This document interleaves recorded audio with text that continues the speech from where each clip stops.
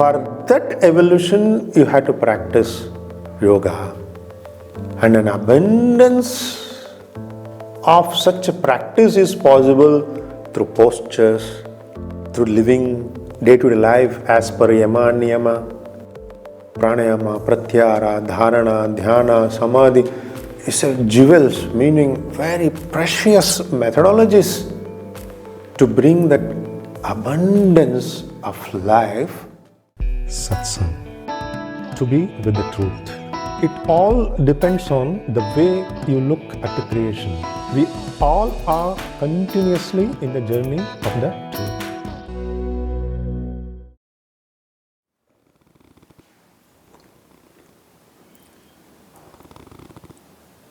So I welcome you all for today's satsang. Why you practiced and what is the purpose of practicing yoga? From there we start today's session.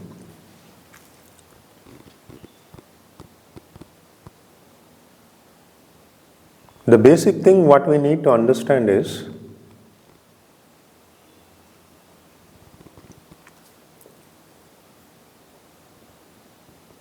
the interaction of the state of the mind with the reality what is manifesting around us. The state of the mind has its own expression. Meaning,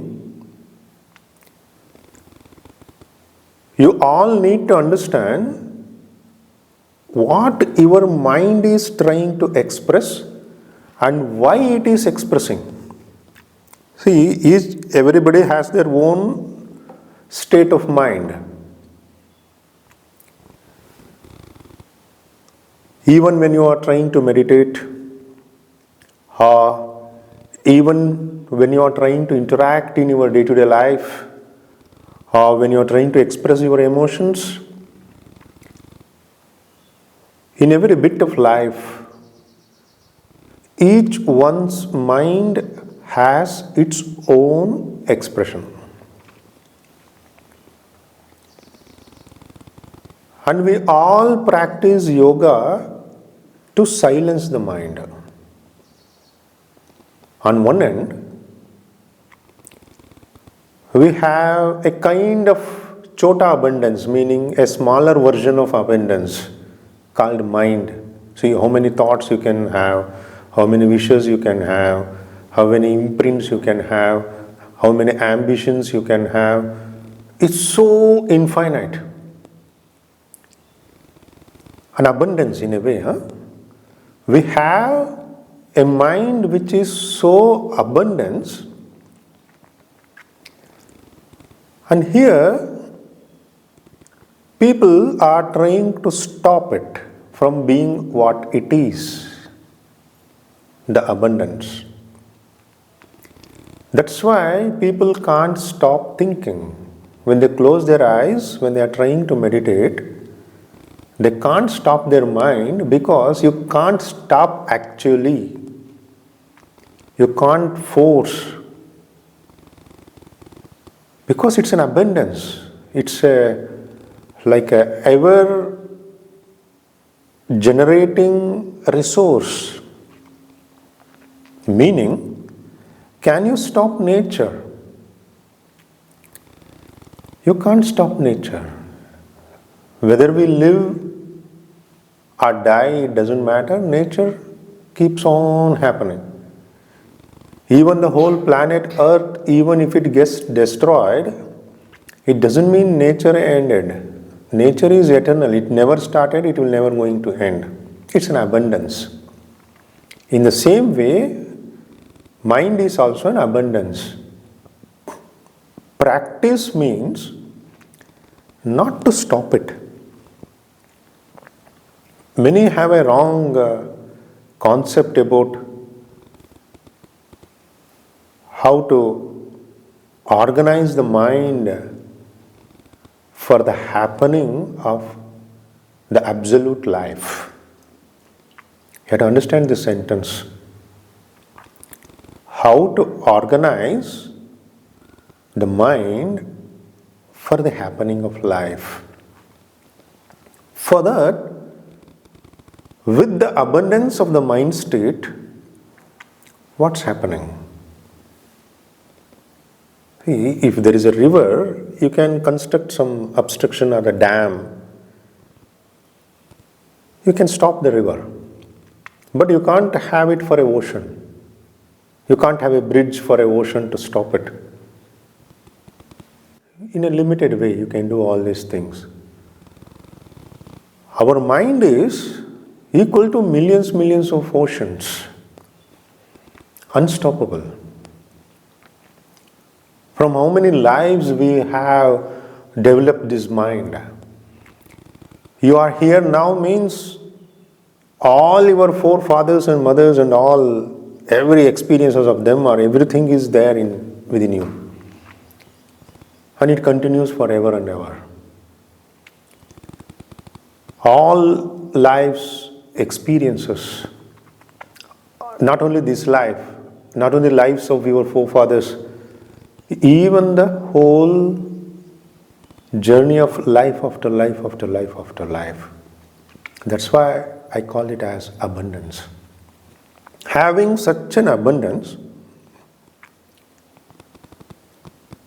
and you are trying to restrict it, forcing it, it's never going to work. That's why the beauty of practicing yoga in a proper way, let's say even to quote Patanjali or Kapila Maharshi or any such sorts of Upanishads, any classical approach or anything which can lead you towards true practice of yoga. I don't speak about present day Ashtanga and all. What they call Ashtanga is definitely not an Ashtanga. Just they do some exercise and some series and it has no meaning in it. True yoga is effortless. Why it is effortless, that we will understand from another angle, considering the abundance of the mind. How much effort you can put to construct a bridge to a ocean, you will fail. Every waves will swipe away. And mind is equal to millions of ocean. It's nature itself in a way. That's why effortlessness is very important in practice of yoga.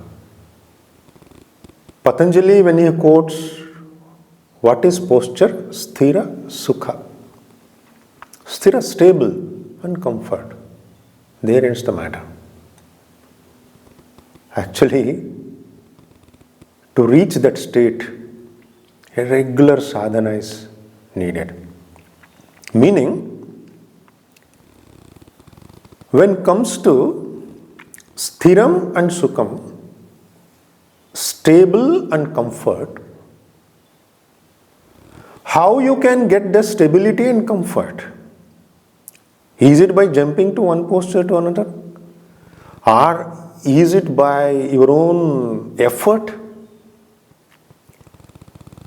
You will be stable and comfort only in your alignment. That's why stillness is very important in practice of posture. Doing is easy. Being is sadhana. Doing, anybody can do, or you will be doing. Once you are born, you can't stop doing. You're born means doing has entered. Each and every cell will be in the metabolic activity. It never stops. Your breathing never stops, whether you are sleeping or walking or running. It will be in the different rates, but there will be a constant breathing. Doing has entered. And This recognition is there constantly to do something, to do something, to do something, because it's an identity. The mind state, what you all carry, is the byproduct of the doing. Naturally, it has a temptation to do out of that primary series, secondary series, that series, this series, all those things begins to happen in your life journey, mainly because you are trying to weave such a beautiful possibility of practice of yoga, which is quoted in darshanas, or like a darshana means it's such a authentic, deep expression, means experiencing the absolute truth.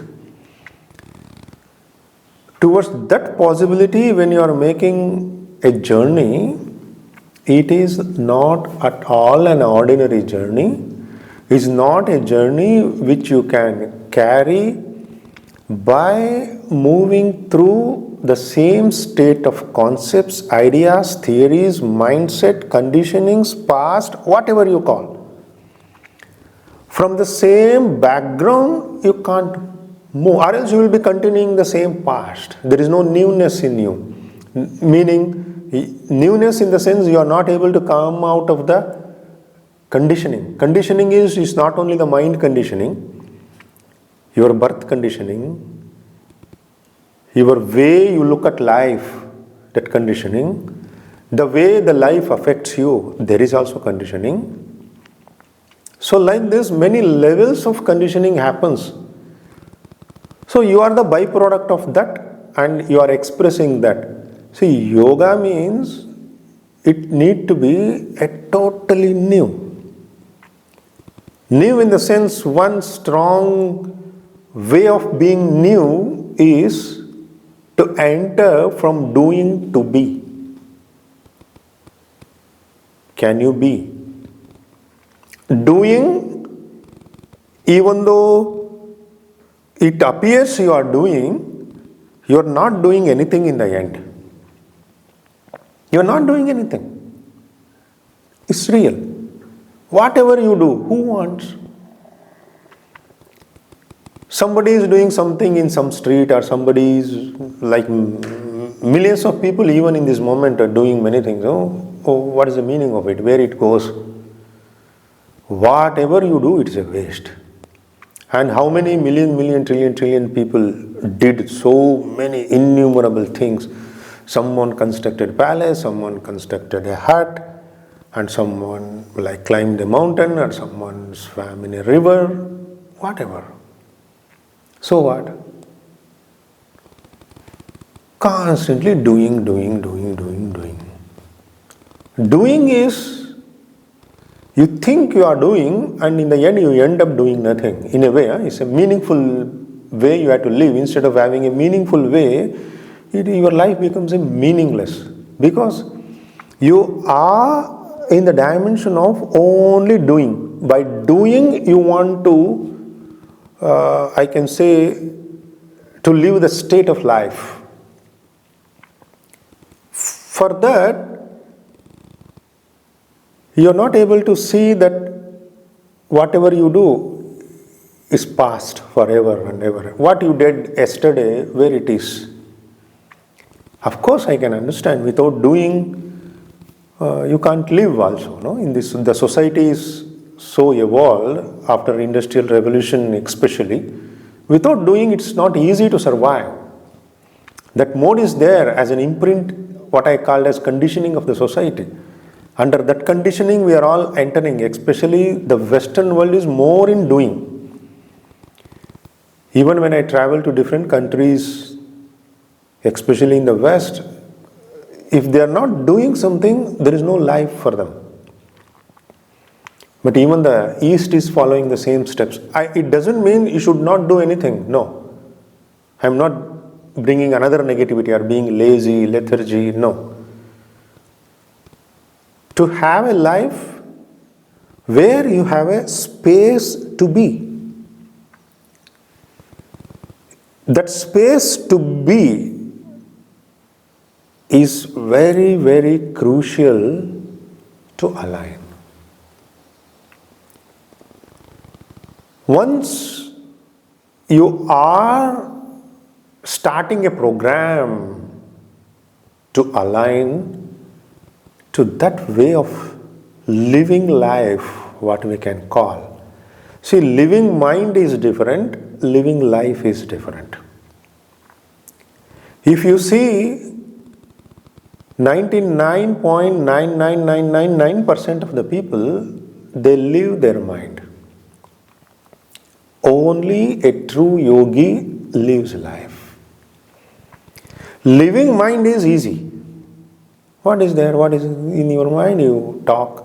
You have learnt a language, you speak. You want something, you go behind it. And you have some needs, you tend to fulfill it. Behind the mind, constantly life is projected. See, life is not a projection of a mind. That too, the mind which is not a mind. In what sense I am telling is, it's a bit deep concept. I will try to elaborate it a bit. Mind is not a mind.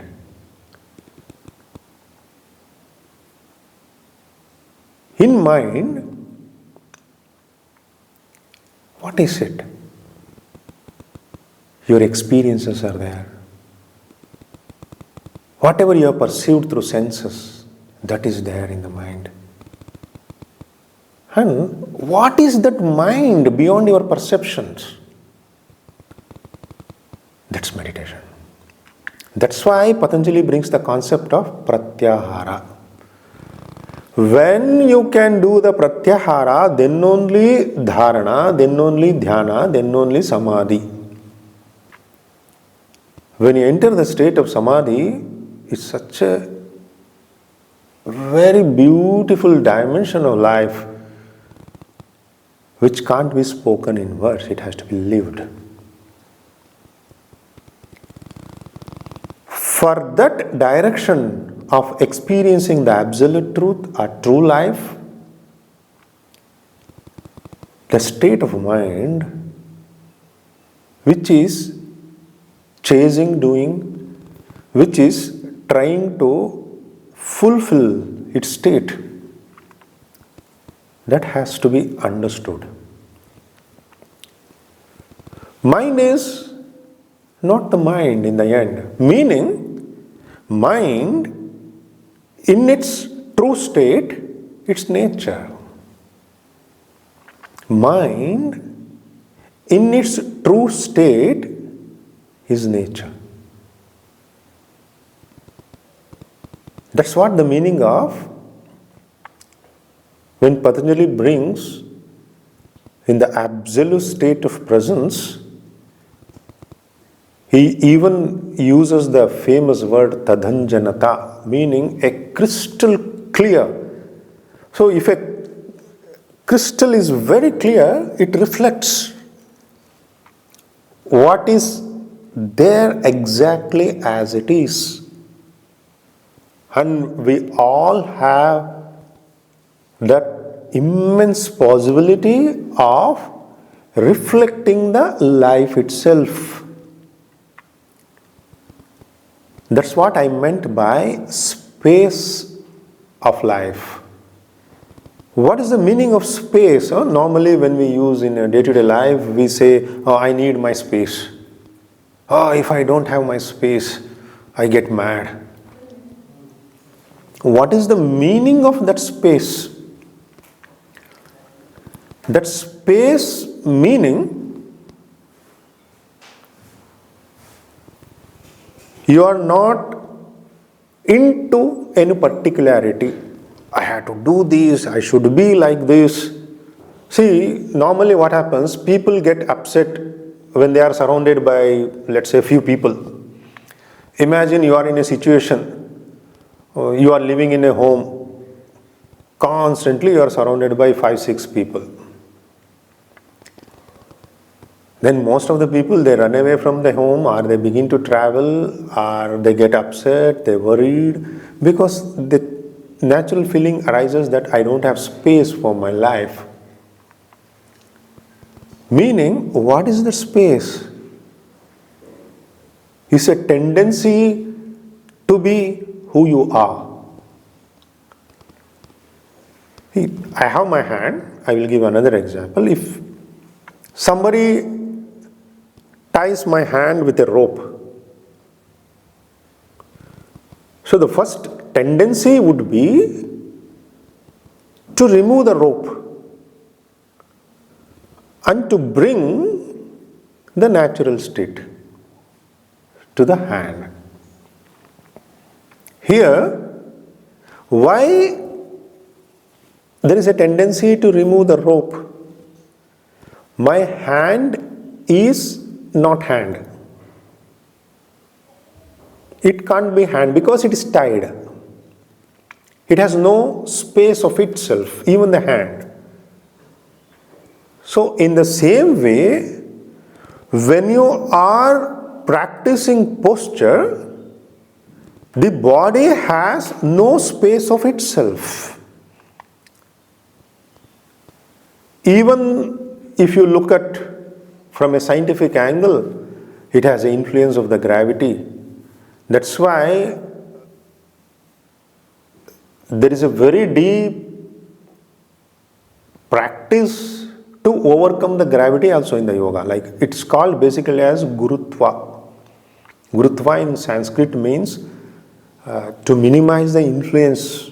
Gurutva means the effect of gravity will be there, to minimize it. And one thing you need to understand, whatever the sickness you will have, it's one of the main reason is influence of the gravity.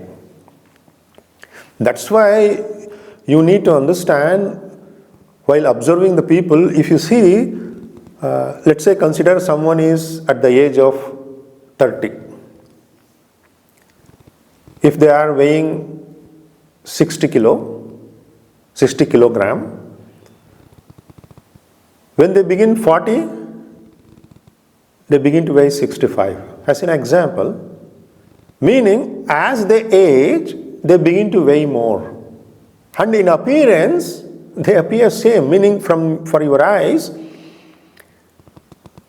they will not be like a fatty or nothing like that. They will have same appearance. But on the weighing scale, their weight goes on increasing. This is a very important science you need to understand in the practice of posture. Why? Mainly because the expression of the Kundalini begins to get minimized, influence of the gravity begins to get maximized. Once a stage you pass where the influence of the gravity begins to more and more and more, you enter the death. That's why if you see a kid, how active they are, they run, they jump. As you become aged, you can't be so active. Why? Why children are so active and being an adult, having a quite bigger body than a child, or having like more energy inside than a child? You weigh more, you eat more, you know more, you have more resource than a child. In everywhere, you are in an advantage position than a child. But at the expressional dimension, a child expresses more than you. Even if you say 5, 6, 7 years old child is so expressive, but an adult can't. Why? Because one of the main reason is the dominance of the gravity or the weakening of the Kundalini, the uprising energy in a way. So the gravity begins to suck you. That's why against this gurutva or against this gravity, you have to keep always an upward energy. That is the secret of practicing posture actually. Why balance posture? See, every posture is a balanced posture. We classify it something as standing posture, sitting posture, lying down posture. No. For namesake, we can tell. Balanced posture, there is nothing called this is balanced posture, this is not a balanced posture. Never. Every positioning of the body is a balance. In fact, let's say if you are telling, imagine you are in a tree posture, or you tell it as a balanced posture. Now you are lying down on the floor. Then you tell, I am in a lying down position, I am not in a balanced posture.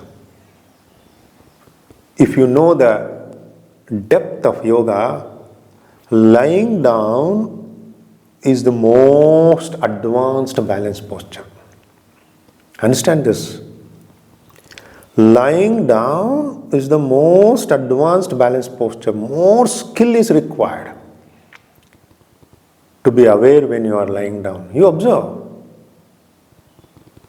When you lie down, influence of the gravity is more.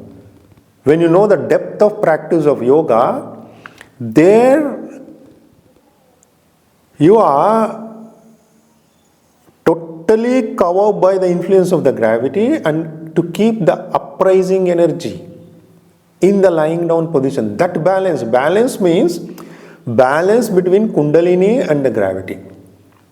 Or to say, balance means balance between upward and downward energy. One downward energy constantly keeps you pulling down. See, there is a big program of downward energy. See, what is downward energy? That you need to understand. Downward energy means which is not your self-expression. Whatever which is not your self-expression, all remaining thing is downward energy. This is also a very nice concept if you understand. I will little elaborate it. Just step out of the moments what you are engaged and just witness for a few moments. Step out of your life, then you witness what's happening to this body. It is decaying. That's why when a person dies, within like 3-4 days, you can't recognize that body. Suppose if somebody dies and if you leave on the ground, the whole body is gone, decays, just in 3-4 days. What it means? The body which decayed becomes manure for the earth. Some plant will rise. What it means? There is a constant pull of the nature to express itself. A nature is constantly, which is a very strong energy, which is constantly expressing itself. When it is expressing, you are the scapegoat. Meaning some tree has to grow, some animal has to eat, because it's a quite big program. Your body is a feed or a nourishment or a food in a way that your body has to decay. That's why nobody is able to survive. A big program is going on which is constantly pulling you towards that. The nature is like that, because it's like see, for example, if you are inside a train, you are sitting in a train, you lost the game. Wherever the train goes, you have to go. Until unless a super duper yogi, you can jump out of a moving train. Once you are inside the train, you are inside the train. In the same way, once you are entering the nature, you are in the program of the nature. You are part of the nature. That is a truth. Being part of the nature, you are constantly pulled towards the program of the nature. See, if a train has a program to travel from Paris to Amsterdam, you are inside the train, you are moving from Paris to Amsterdam. The destiny is decided. That's what? That destiny. That's how the karma works. That's how, if you understand this, how you can burn the karma, how you can evolve, that opens another topic. Destiny. Destiny is fixed. As long as you are in the program of the nature, you can't do. Your destiny is fixed. How that fixation is happening? For that fixation, you are the part of that program. What is yoga? Not to be the part, to be full. To break down this program. To express your upward energy more and more. That's the meaning of, true meaning of rising of Kundalini. People do many crazy things in the name of rising Kundalini. When I see many international yoga festival, really like, for me it appears like some old tribes who are not having any minimum common sense of any awareness, and they do many things, are like a very unevolved group of people coming together and doing many crazy things and shaking, doing that, this, and they want to rise Kundalini. So funny thing. For me, how it appears is, if you go to a forest where there is no civilization, nothing, who people are living out of hunting, what tradition they have, and now people are doing those things in the name of spirituality, which is a big nonsense in the spiritual world, what is going on. Be authentic in your practice. You should understand, what is going on. Kundalini means what? Kundalini means is the representation of the nature. That's why we all have Purusha and Prakriti within ourselves. We all have nature and consciousness within ourselves. The seat of the consciousness and the seat of the nature within us, which is manifesting our life. Kundalini rises and unites with the seat of consciousness, which is the purpose of yoga practice, since it's a Kriya Yoga, the path of energy. So once you are into the practice of this, to create the platform for that union, that is the intention of practice of yoga. Here, you are practicing posture, and you are thinking, in my tree posture, I am doing balance. In my lying down posture, I am not doing any balance. That means, if somebody is taking over you, you don't have any responsibility, then how you can grow? Meaning, when you lie down on the floor, the responsibility of your body is taken by the floor. When you are in a tree posture, responsibility of your body is in you. Meaning, in you means that responsibility is making you to express.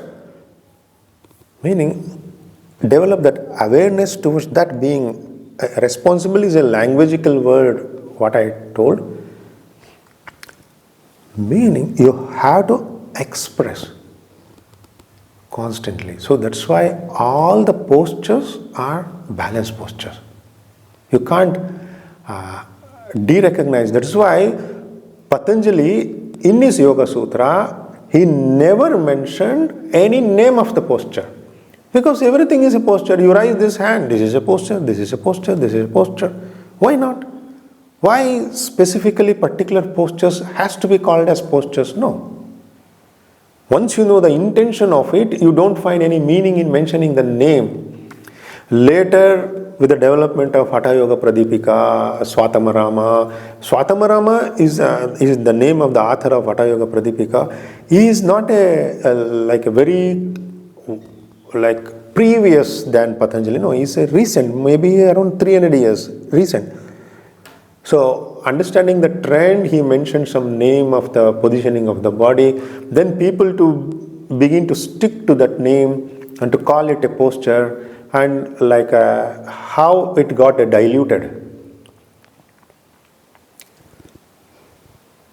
In your practice, to have this awareness of purpose of practice is very, very, very crucial. Or else which direction you are going, you don't know. Like a blind.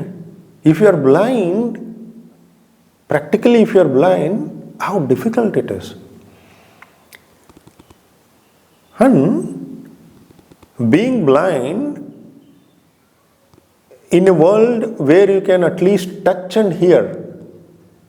So in the outside world, if you are blind, you have an opportunity to touch and hear. Somehow, at least for a few seconds, you can be in a right direction. Suppose imagine closing your eyes, you want to go to market. Chances are less, but at least you can have few steps in a right direction. If you want to go to market, being blind. Imagine a situation you don't have anything to touch, you don't have anything to hear, smell, nothing. There, how to go? That is a world of consciousness. That's why most of the people, they miss their journey. Even today, if you see, millions of people are practicing yoga, but why they can't get the result? Because there is no direction, understanding of the direction. Here, once you enter from the pratyahara, it starts. Pratyahara means finish. There is no perception. So when you don't have perception, how to express? Because you have a state of the mind which is constantly programmed to express what you have perceived. That's what I called as, it's not life, it's the life of your own mind. What it has perceived, it's expressing. Perception, expression. Perception, expression. So what you have perceived? Past.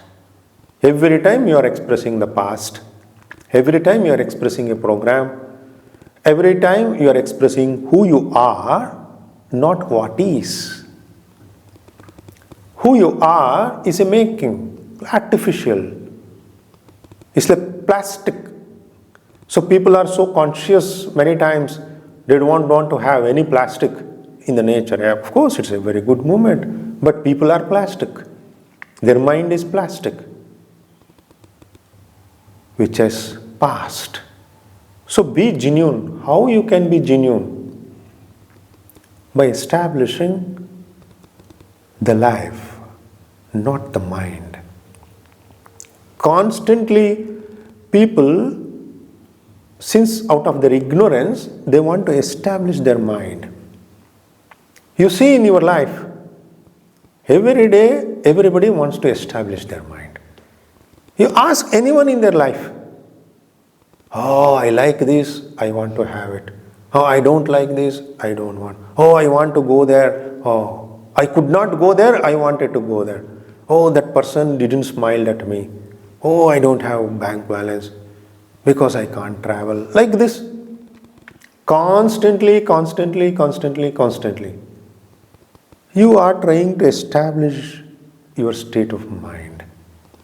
Your wants and don't wants. That's why kleshas, what Patanjali calls in Yoga Sutra, need to be addressed, solved for the happening of Chitta Vritti.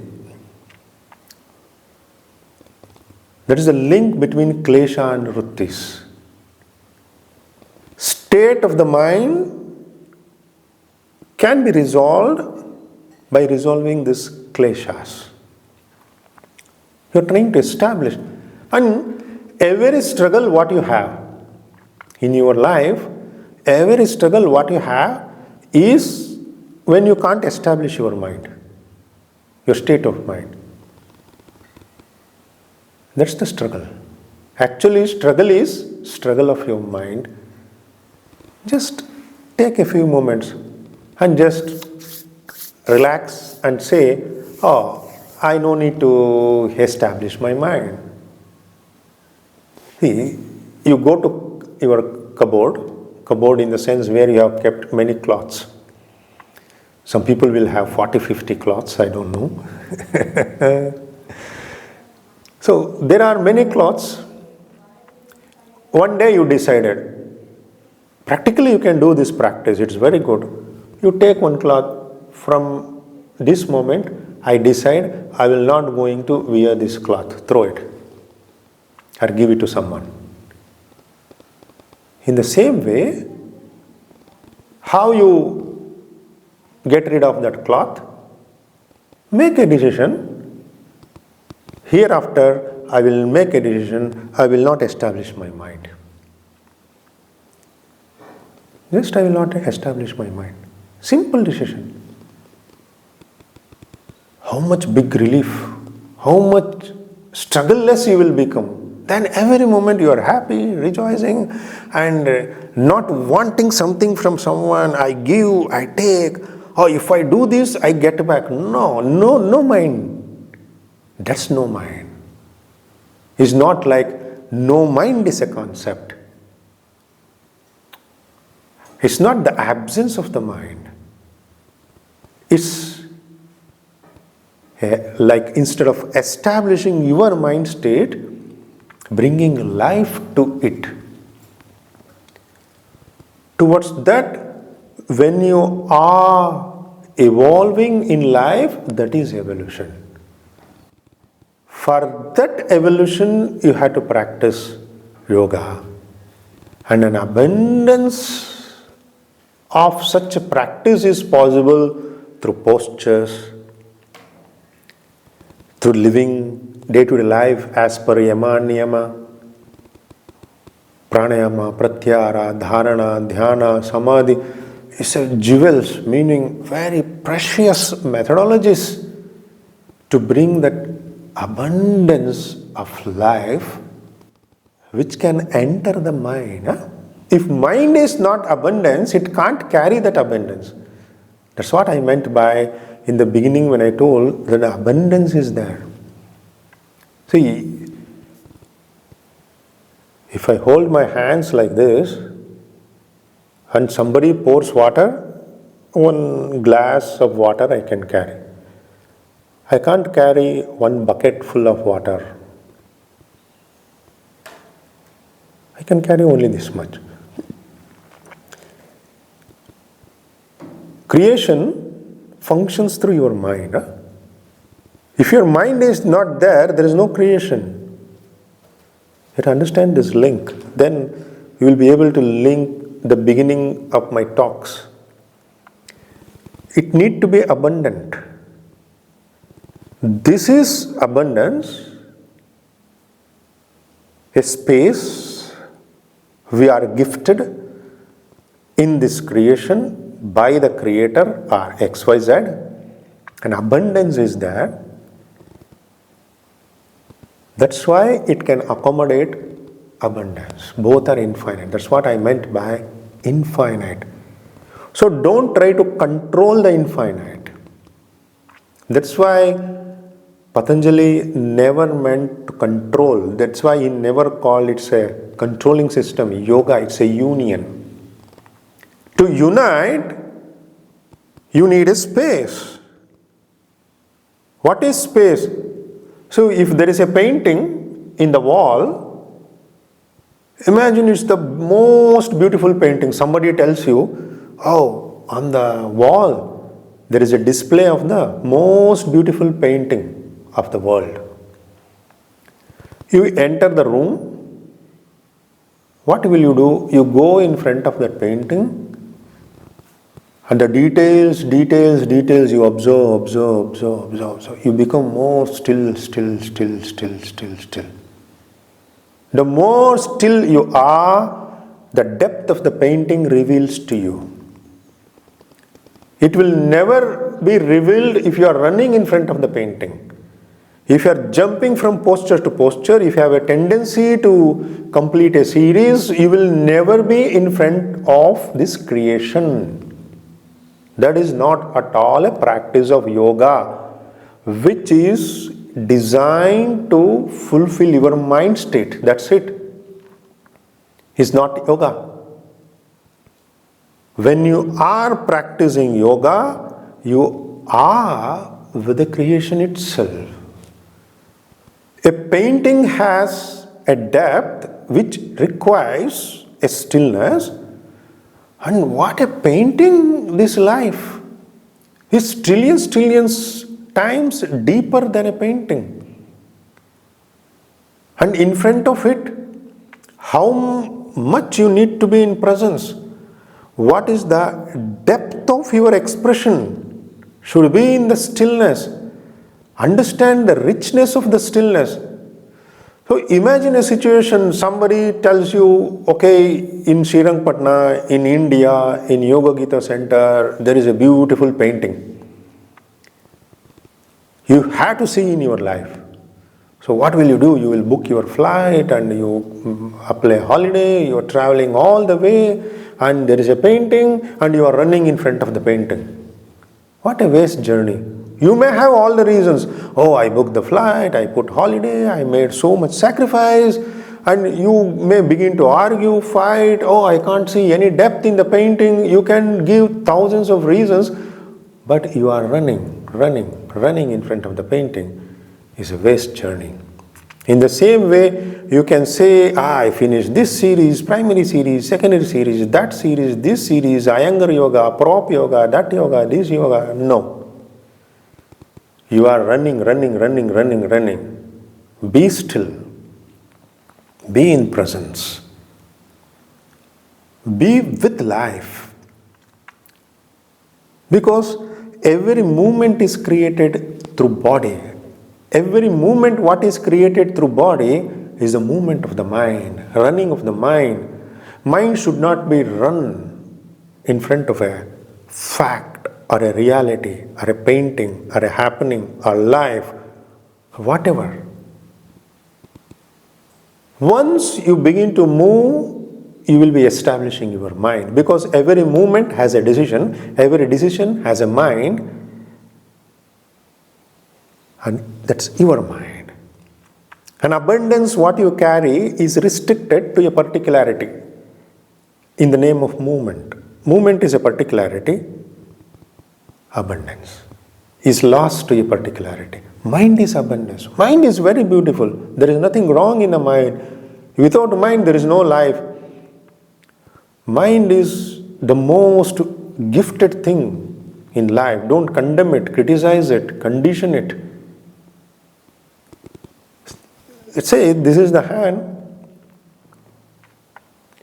On this hand, if you are gone painting, what you will do? You can't eat also. In the same way, don't paint your mind with anything. That's what I meant by don't do anything. I'm not speaking about the action. Don't do. Meaning, don't mutilate. Mutilate, you know the word? Or in English, it means don't change. Be who you are. If you can do, then it's not a doing. Then it is an actionless action. What people are facing a major problem in their life is they have a strong tendency to live based on their state of the mind.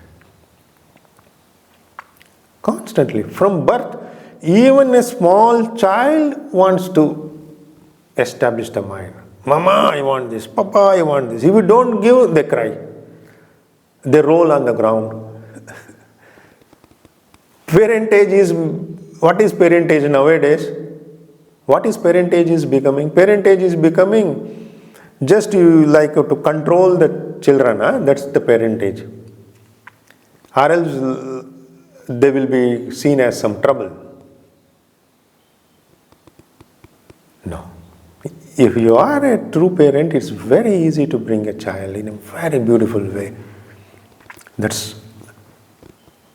another art of being parent. How to be parent. It all comes as a byproduct of knowing who you are. Once you know who you are, then there is no question of being in effort. Any effort is made by this hand to be hand. It's already hand. You no need to have any extra effort to be hand. In the same way, who you are is already who you are. That's why effortless is important. That's why to position your body in effortless state, meaning in stillness, is very, very important. That's why sthira sukham, stable and comfort, is the pinnacle of your practice. See, after this session, this yoga festival is finished, you go your home and you are in the same rhythm of satisfying this mind, and again you fail. And if somebody asks in the restaurants, you can talk, I am practicing yoga from 10 years, 12 years, 8 years, every day morning I practice. To say, you may say, but actually I don't see any yoga practitioners. That's why alabdha bhumikatva, we call it in Sanskrit. You don't have the platform, a stable. To say practice a practice, it has to be a practice. If you are not doing practice, and if you say practice and it's only mind, see, now you are in this program. So now if you are telling to like somebody, I am in a market, I am buying vegetable, can you make any dish? You can't, because you are not in a market, you are in the session. That is the fact. In the same way, if you are in a practice, it's a practice. If you say it's a practice or not being in practice, then it's not a practice. Then you can't evolve. Then you can't realize. Then you can't, even to put a single step in true sense in yoga, in Patanjali Yoga Sutra, or whatever you call. Practice means you need to have a genuinity. If you are saying I am in market, means you genuinely in the market, then only you can cook some dish and you will be fulfilled. A contentment will happen. That reality should be there. It's not enough to say I am practicing. To be the practice itself in its real sense, that happens to only very few lucky people. If you see the ancient yoga practices, it was taught only for the few people, very selected people. And when you are trying to reach true yoga, only very selected people will be there. You make any effort, it's not easy, because it has their karma and all those things. Many things will be there around it, which will not allow them to be in the true practice also. They are not prepared to be in the practice. Somehow they miss. Many reasons will come. Because it's such a journey where you are trying to come out of the clutches of the mind. Having that abundance, possibility, and getting limited to such a particularity or a silly thing, and not able to come out of a program and trying to see everything from the same program. See, how it happens is, see, now I am speaking to you. How I can speak? Whatever I speak, I have to speak in English. Because then only you will understand. Since I am here to communicate to you, I have to speak in English. Every word needs to be in English. Mind is like that, it functions. It always speaks what it knows. So for example, I can't speak French. I don't know French. I can't speak. The mind speaks the same language, what it knows. That is the present Ashtanga Yoga, what people call as Ashtanga Yoga. Same language of effort, target, same. There is no new. Yoga is new. Yoga is use. Yoga is union. In the true sense, if you have to be in the path of practice, you need to be the practice itself. Meaning, you can't compromise. Many times people ask questions. Oh, I have 1.5 hours of practice time. How many postures I can do? If I say, for example, do 5 postures. 1.5 hours? Only 5 postures? Okay, do 20. I can do 30. See, more is a measurement, mind. More is a measurement. I did 30 posture, 40 posture. I completed this series, that series. You are measuring. And you are programmed to measure and receive life. Same program. And you are seeking. You want to move unsatisfied. No. Stabilize. Still. Presence. Don't try to measure. Measure is a mind. Don't try to look at the time. Laboratory, it's like a laboratory. When you put a mat, you are entering the laboratory of life. Totally dedicated. You have to, so much committed. If you imagine the scientists like Einstein, Thomas Alva Edison, and all, once they don't remember. Somebody has to remind them that it's already night, 3 o'clock, 4 o'clock. They are in the laboratory. In the same way, once you are in the mat, it's a laboratory of the self. It has no link to the mind. No link to the mind means, what is your mind? Oh, I had to go home. Oh, I had to go to office. Oh, I had to meet a friend. Whatever. It's a link to the outside. But once you are in the laboratory, totally delinked.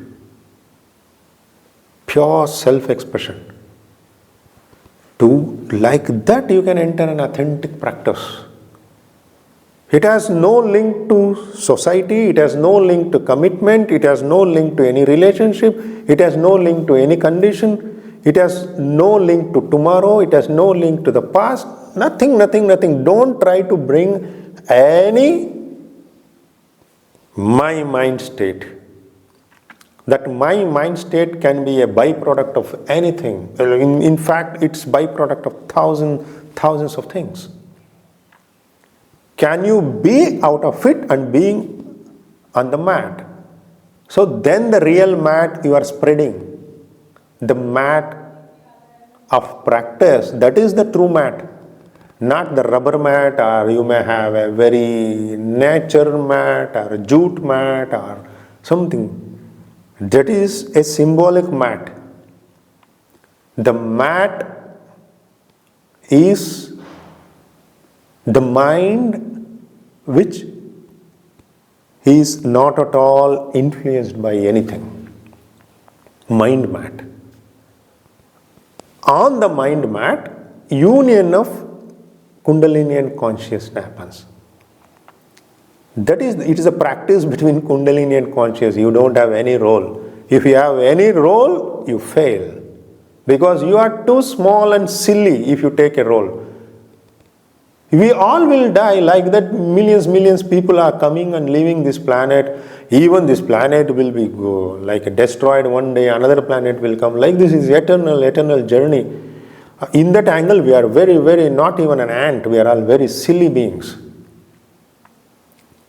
In that angle, if you are trying to spread a rubber mat or a kind of your state of mind, who wants your state of mind? Go to hell. What needed is the mat of the mind. That has to be spread. That has to be cleansed. That has to be aligned. That has to be established to bring the union of consciousness and nature, or union of seat of consciousness or Kundalini. For that you are aligning the body, for that you are practicing pranayama, for that you are in the state of meditation. Even practice of pranayama has to have the link to this. In fact, you practice pranayama not to breathe. People think, I breathe, I am practicing pranayama. To stop the breath, you will practice pranayama, not to enhance the breathing. If you enhance the breath, you are welcoming the death. It is to create a subtleness. How? That is the science of the whole pranayama. Everything what is arising as I, as body, I as breath, I as mind, every I need to be evolved. Of course, using the breathing only you will be practicing pranayama, but the attention should be towards not to trigger the breathing. It is to smudge the breathing, it is to create the subtleness of the breathing, it is to bring the depth to the breathing. In the depthness is the expansive depthness, it's not a condensive depthness. Even with the same state of meditation. What is meditation? Meditation is not a forcing the mind. Meditation should happen out of understanding. So I wish you all the best to move towards this expression of possibility of this absolute truth and living life, and never to lose an immense opportunity of bringing that abundance to the abundance what we all carry within us called mind. That's why Patanjali calls yoga as Chitta Rutti Nirodha. He brings the whole dimension of yoga is just in one line. Chitta Rutti Nirodha is yoga. Chitta, the state of the mind, which has a natural tendency to continue its journey as it is, to evolve it into the state where it can reflect the abundance what we are all surrounded by. I wish you all such a successful journey. Let's keep meeting in different programs. Thank you all the best, happy time.